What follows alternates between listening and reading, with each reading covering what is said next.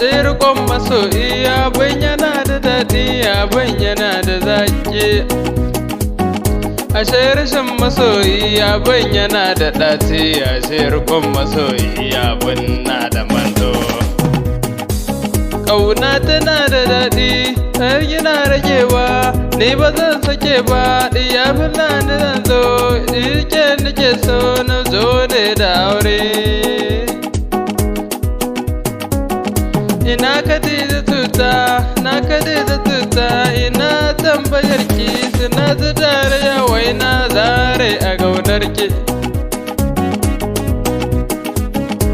Soyayya da daɗi, soyayya da daɗi, soyayya da daɗi, soyayya da daɗi.